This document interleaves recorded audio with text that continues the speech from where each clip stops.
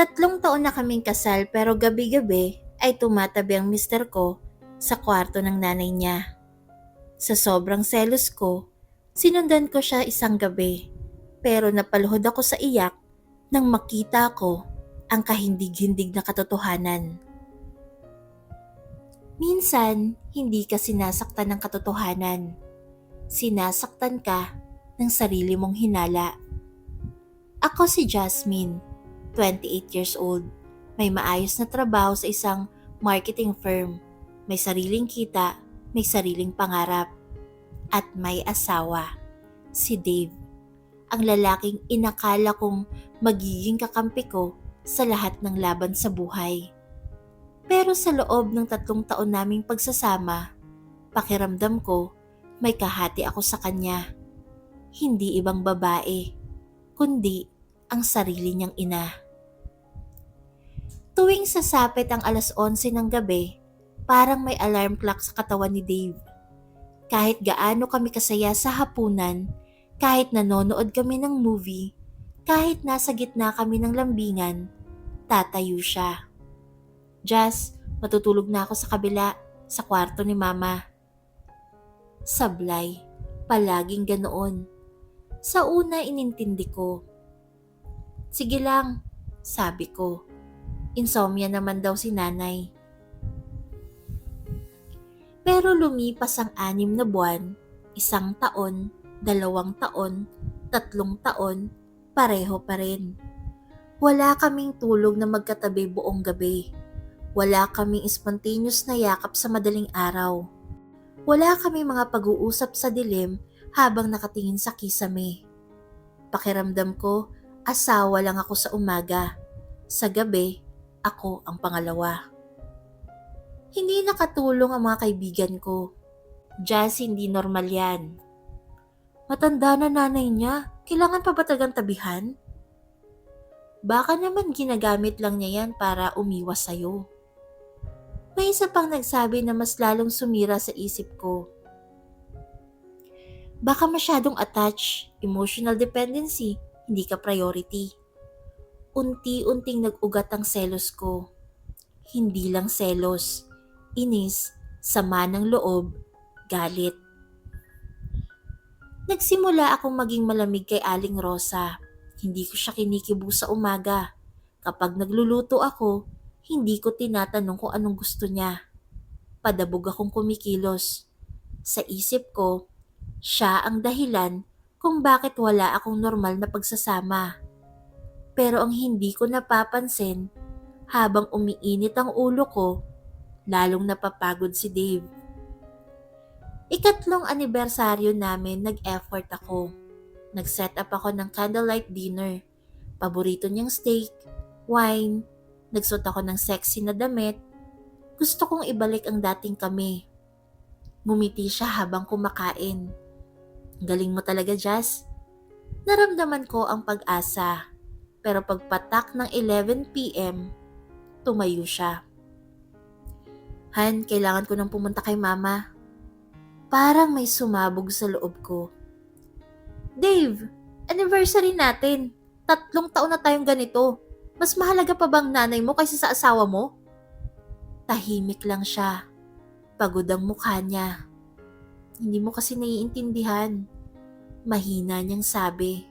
At doon ako tuluyan nasaktan. Kung hindi mo ko kayang piliin, baka mas mabuti pang maghiwalay na tayo. Hindi siya sumagot. Lumabas lang siya ng kwarto. Hindi ako natulog.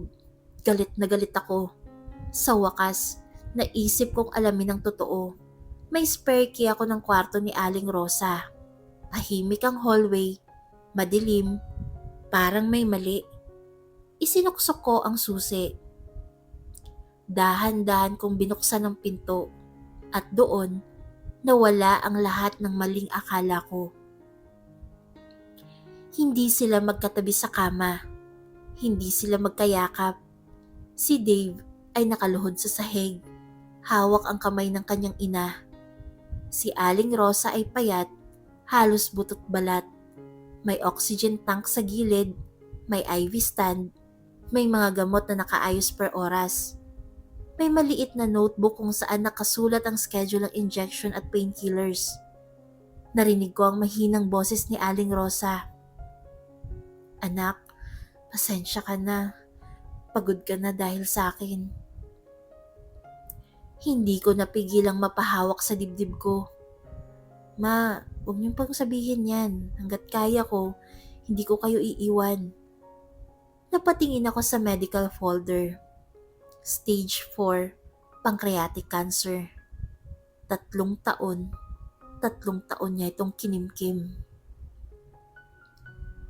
Jess, nagulat si Dave nang makita ako. Hindi ako makagalaw. Parang may mabigat na bato sa lalamunan ko. "Bakit hindi mo sinabi?" Halos pabulong kong tanong. Napaupo siya. "Dahil alam kong masasaktan ka. Alam kong mag-aalala ka. Ayokong dalhin mo ang sakit na to araw-araw." "Pero asawa mo ko." Umiiyak kong sagot. "Alam ko, pero anak din ako." Doon ko naintindihan. Hindi ako pinili laban sa nanay niya. Pinili niyang akuin ang sakit mag-isa. Simula noon natutunan ko ang totoo. Gabi-gabi pala, sinusumpong si Aling Rosa ng matinding sakit. May mga pagkakataong hindi siya makahinga. May mga gabing akala ni Dave, iyon na ang huli. Kaya siya nandoon, hindi dahil mama's boy siya, kundi dahil ayaw niyang mamatay ang ina niya ng mag-isa. Mula noon, hindi na siya nag-iisa. Ako na ang naghahanda ng gamot, ako na ang nagtatala ng schedule, ako na ang humahawak sa kabilang kamay ni nanay kapag may chemo side effects. Isang gabi, habang nakaupo kami sa tabi niya, mahina siyang nagsalita. "Jasmine." "Po, Nay." "Salamat, hindi ka umalis." Hindi ko napigilan ang pag-iyak ko. Dahil alam ko, ako ang muntik ng umalis. 6 na buwan matapos kong malaman ang totoo, humina na si Aling Rosa. Isang madaling araw pareho kaming hawak ni Dave ang kamay niya. Mahina ang paghinga, halos pabulong ang huling salita niya. "Anak, pahinga ka na." At doon siya tuluyang pumikit. Tahimik, mapayapa, hindi mag-isa. Matagal kaming hindi nakapagsalita ni Dave, pero isang gabi, siya naman ang hindi makatulog. Ako ang yumakap sa kanya. "Hindi mo na kailangan mag-isa," sabi ko. At sa unang pagkakataon sa 3 taon, magkatabi kaming natulog buong gabi. Walang pagitan, walang selos, walang sikreto. Kapag naaalala ko ang mga gabing galit ako, nahihiya ako. Minsan, ang iniisip nating pagtataksil ay sakripisyo pala. Minsan, ang selos ay kakulangan sa kaalaman. At minsan, ang pagmamahal ng isang anak sa magulang ay hindi kaagaw ng pagmamahal sa asawa. Ngayon tuwing 11:00 ng gabi, hindi na ako kinakabahan dahil alam ko ang lalaking pinakasalan ko ay hindi lang mabuting asawa, isa rin siyang mabuting anak. At maswerte ako dahil ang lalaking marunong mag-alaga ng ina niya ay marunong ding magmahal ng buo.